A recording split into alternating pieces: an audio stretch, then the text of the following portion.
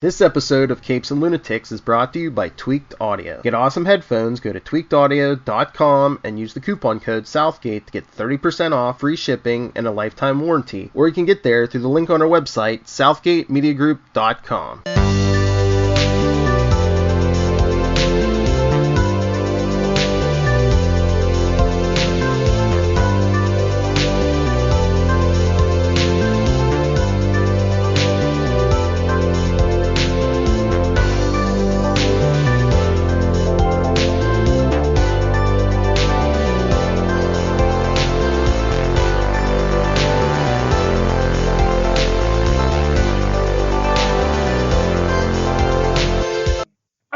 Me hearties, and welcome once again to Full Stream Ahead.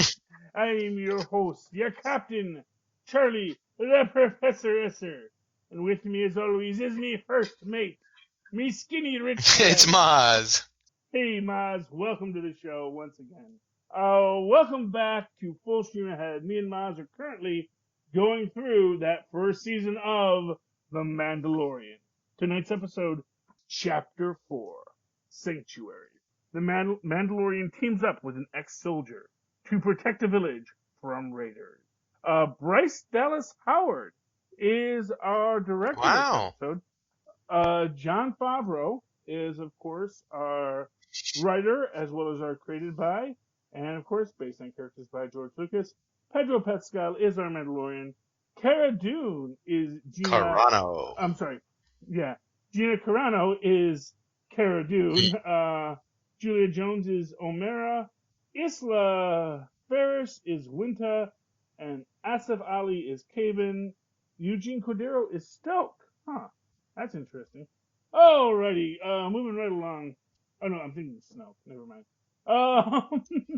So this is, and again, this is your classic Western. The classic Western story. Stranger rolls into town. And Small. Mr. Mandalorian, we need your help. But first, of course, he works with Cara Dune. First he meets Cara Dune, and of course they're thinking they're after each other.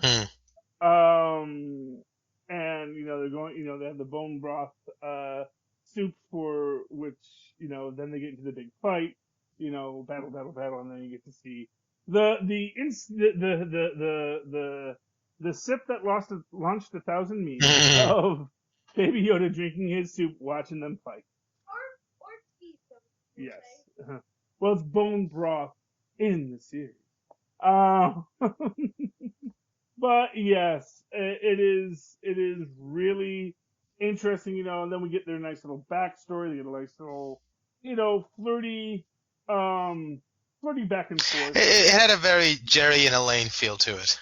Oh, yeah. Well, it's two hardened soldiers, people been around the block, sort of coming, sort of sharing their war stories. And I gotta tell you, man, when she is talking about, clearing out Endor of the Imps, when I first heard that, I was thinking she was killing Ewoks. Because Imps? Oh, Ewoks? No, but it's, of course, Imps is short for Imperial. Oh, interesting. Yeah, so that's what they're clearing out. And, they come to their terms and agree that, this planet, that, it's a big planet, there's plenty of room for everybody, get out of my city. Yeah. And for what it's worth, the Mandalorian agrees, but then, of course, the two young men come with the call to adventure. Where it's like, are you really a Mandalorian? Is it true you never take off your helmet? Yada, yada, yada. And they invite him to help them because there's, an evil bad guy in the neighborhood who's harassing their village, and they need to hire a gun to solve their problem with lawlessness. As you do. And they come there, and of course little baby Yoda's having fun because all the other kids are, oh, it's a little baby pterodactyl, and they're all so excited. And, when baby Yoda tries to eat a frog, they're like, ew, and he's like, what? Snack. Yeah, what? It's a frog. But he spits up the frog, because he can read social cues. Yeah. Yeah. Actually, that always bothered me. I didn't like Baby Yoda feeling shame over eating the frog. I don't know if it was You shame. do you, Baby Yoda. Like, you eat that frog. right, but he is wherewithal. He has the wherewithal to understand that, he's getting all this adoration from all these kids, and he would lose it. And they sort of, I thought it was kind of clever even. He pulls it out and plays it off like he meant to mess with the kids. And the kid's like, oh, how gross, that's what kids do. I thought that was kind of interesting. Yeah. And again, this goes to this idea I have that Baby Yoda isn't the baby. That he's much older and much more mature than people think. It's just that he doesn't speak. And he looks like a child. Yes, but then again, when you think about it, speaking may not even be the natural way of communication for Yoda's for the Tridactyls. Because again, if they are all force sensitive, they may communicate telepathically now. That speaking is like the weird thing that they do when they're around, lesser beings, Which would also explain why Yoda has such an odd speech pattern. Because, talking isn't the way that they normally speak. They normally speak just by thought, and immediate communication of ideas. So having to slow it down to speak, it's clunky and it's awkward for them. And so he often, does the grammar might not be a necessity when you're communicating telepathically. Well, exactly, because you just have an idea and you put it in the other person's mind, and they put their ideas back into your mind. And and again, if you are just a naturally evolved force, if you're a being that evolved within this force concept, that you're just that you're basically like the next stage of evolution, that you just are so in tune to the force that you just move within the force, and the force is just within you, then yeah, why would you need to talk?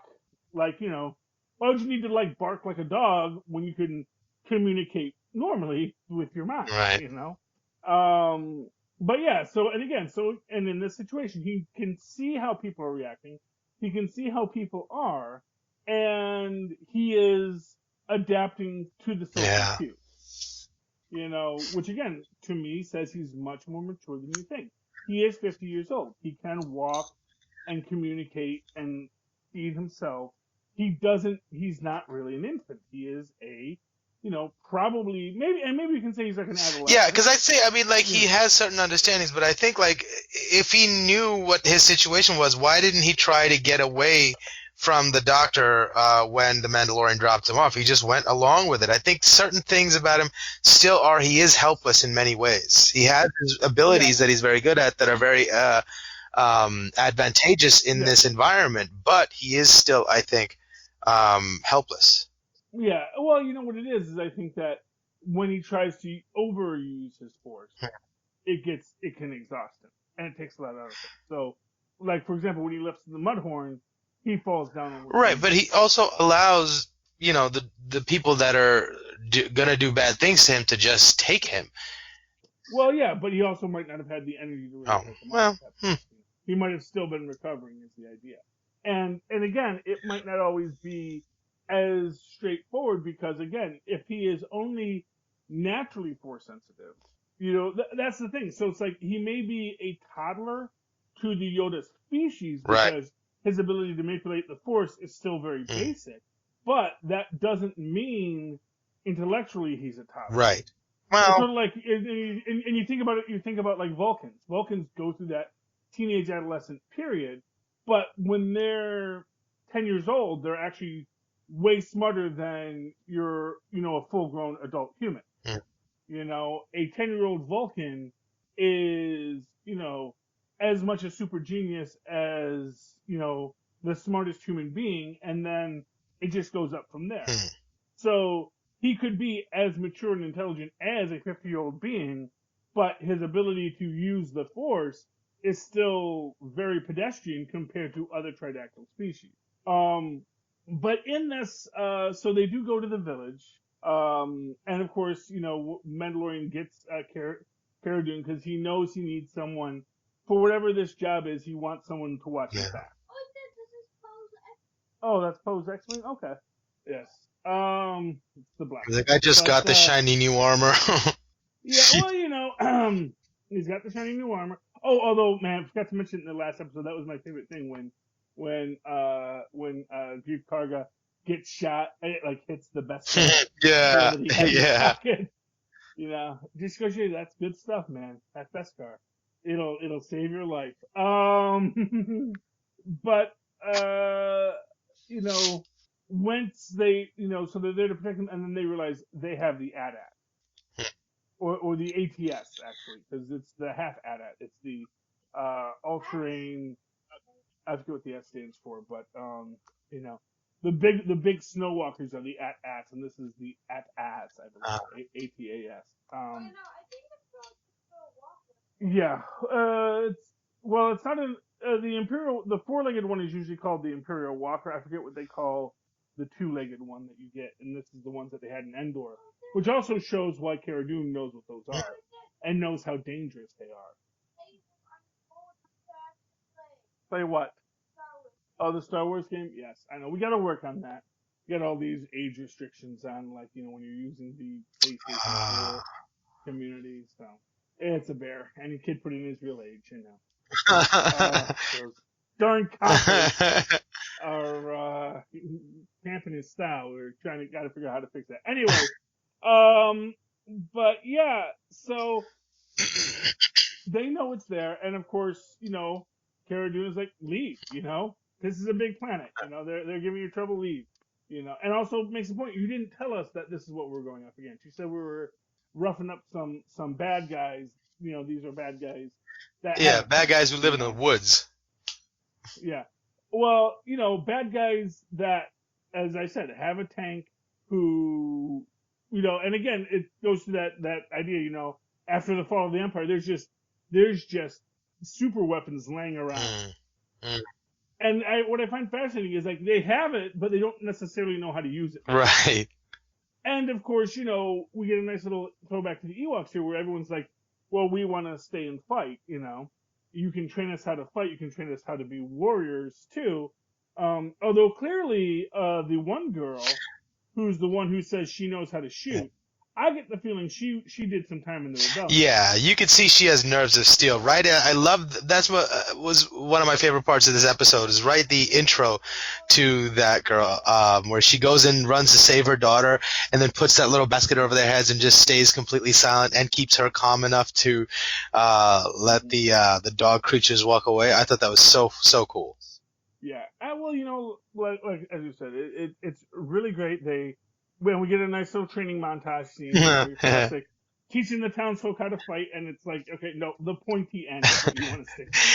And they use that move to get the guy at the end. I thought it was great. Yes. And, they dig the trench because, like all classic super weapons, it can't go down. But then, and that is one of the things I love about this, is they do lure it, but they're smart enough to know we're not going to lure us into this trap. Yeah. Where they go to the edge and then they don't cross it. And they're like, oh, we got to get them to cross. Otherwise, we're sitting ducks here. They have to draw it out, and they do have to get they do eventually shoot them. And it's just a great fight and a war scene, and it is what you love in this space cowboy universe. This idea of, we're getting together, we're going to save our town. And this is, like I said, this is such a classic Western Seven Samurai kind of story, where it's like, we need to get someone to come in.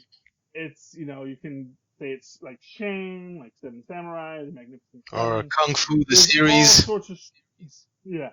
There's so many stories that are like this. That is the idea of, we need to get someone who can fight for us. Battle Beyond the Stars is actually my favorite interpretation of this. I don't know if you ever saw that one, but it's a really good one. Yeah, it's basically Seven Samurai in space, with John Voight, I believe, as like the world's greatest assassin who can't leave his planet because he's wanted in every single. He's wanted. He has the death sentence on every single planet in space. Or in the galaxy, and the only thing, so he has more than enough wealth, as he says, to buy a planet twice over, but he can't leave, and basically says, all I can offer you is a warm meal and a place to stay. He says, that's actually what I need right now. I need a place where I can be safe and I can liquidate my assets. Sounds like the original Rick Sanchez. Yeah, it's a pretty good, I like it. It is kind of a cheesy 70s science fiction film. It is definitely people who said, oh, we could make a space western. Just like the original Star Wars, so it comes out after Star Wars, and it's, their attempt to make Star Wars as a thing, and they take classic Western, classic Japanese film, Seven Samurai, Magnificent Seven, and sort of build up that idea of of going out to find the people that can defend your planet because your people are pacifists and can't do it yourself. So I do love that as an idea. I love that as a way to frame the story, and I love how it gets executed. And we get some good Mandalorian lore in this too, especially with the idea of taking off your helmet, because you can see that this is like and it's kind of almost how people have almost profane curiosity about this in Mandalorian.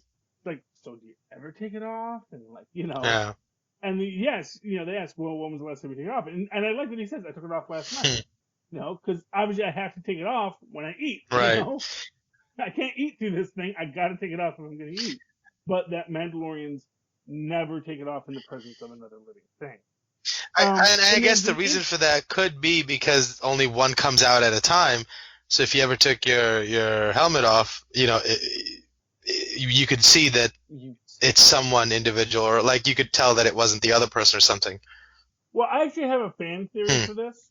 So this is my fan theory for this, which is that and again, I don't know if it is canon, but the idea that the Mandalorians wearing Beskar is something that they developed when they first went to war with the Jedi. Because first the Mandalorians went to war with the Jedi, then they went to war with the Empire. Because the Mandalorians don't like being told what to do, and both the Jedi and the Empire like to tell people what to do. So when the Jedi came, the Mandalorians were like, nope, we're not going to listen to you. And the idea, my theory is they developed Beskar metal because it would block the Force from manipulating. Oh! That's my theory, and that would also be why they never take off their helmet. Because if you take off your helmet, suddenly you got a Jedi saying, why don't you shoot yourself in the head? Yeah. And you're like, that sounds like a great idea, and that's how the Jedi could wipe out like entire platoons of people if they wanted to. That would also mean that Yiddle can't do his mind tricks on him. That would imply that, yes. If my fan theory, now that's just my fan theory. That's not canon in any way. But it seems like a really logical idea that. Now, yes, Beskar can block just whatever. So did Magneto's helmet already exist in the universe when Star Wars came out and Beskar metal was invented? That might be the case. Who knows? If he had some Beskar armor on his neck, yeah. The problem is the more armor you put on, the more restricted your movements are. Tristan was saying that if Jango Fett had basically a Beskar metal collar, the lightsaber wouldn't have taken off his head. But, the problem is that, the heavier armor you put on, the less ability to move. And the neck area is the entire reason every batsuit ever put on film has been problematic, because it's hard to turn your head. And if they're fighters, and their agility and their mobility is probably paramount, and probably can't have something around their neck that way. Although maybe they could come up with something that was convenient. I don't know. Well, it's like you either have the vulnerability or you have the motion, and that's just the way it works. I get. It's an interesting thing. The legend of Achilles. How he was invulnerable except for, the back of his heel. As it turns out, and I forget the group of warriors that Achilles where he's from, but if you actually look at the armor that was worn in that culture, it literally is armor that covers the entire body with a shield on your back that goes down, and it actually cuts off right at the heel. So it was like the one spot that they were vulnerable. So it's just an interesting little bit of archaeological. That's really cool. Yes. So yeah, and I'm sure with the when you think back to the last episode and Jon Favreau's heavy armor character, where he does have the heavy armor, because if nothing else, they gotta squeeze Jon Favreau into the suit.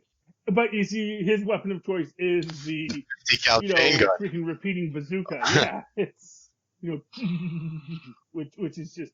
That is just, honestly, I do think Heavy Armor Mandalorian is probably one of my favorite characters in the series. obviously there's a lot of favorite characters you're gonna get in here. But, what I like about Heavy Armor Mandalorian is that, like Boba Fett himself, he has only one or two real scenes, just a couple of lines, but he just looks so BA Yeah. that you just have to love him. And it's interesting as the Mandalorian is dealing with this question of, could I stay here and be at peace? And the girl goes for his mask when they're having the conversation after the fight. Yeah. And it's like, no, don't go there. Because as he says, if I take off the mask, like, do they kill you if you take off the mask? He says, no, I just can't go back. Which is, I think, the saddest idea, that if he ever were to take it off, it's like, they're not going to kill him if he does it. They're not crazy, but they are going to be like, yeah, you can't be one of us. And that is, it's both beautiful and sad, and it is this, as he says, it's his credo. It's this intense feeling that they have for this faith of the Mandalorians that is, in its own kind of way, really beautiful for them. And even though it's going to cause him this pain, because he knows. Well, it's sort of almost, those are the moments where that, your guiding principles shine the most, what you're willing to sacrifice for them. So in that moment is just another badge he collects to say, this is what I've given up for the cause or for our thing. So, it is romanticized in that way too. Well, yeah. And of course he's thinking he should leave the child there so the child can have a life, because obviously the child cannot have a life with the Mandalorian. Right. He doesn't realize that that's his foundling yet. No, he doesn't. But he also doesn't realize that people haven't stopped looking for his future, And of course the fact that, and of course Cara Dune comes in at the end and saves Baby Yoda by, blasting the other bounty hunter in the back of the head. And it is just this realization that, yes, if I don't take care of this child, someone is going to come after him, and they are going to get him back if I don't take care of him.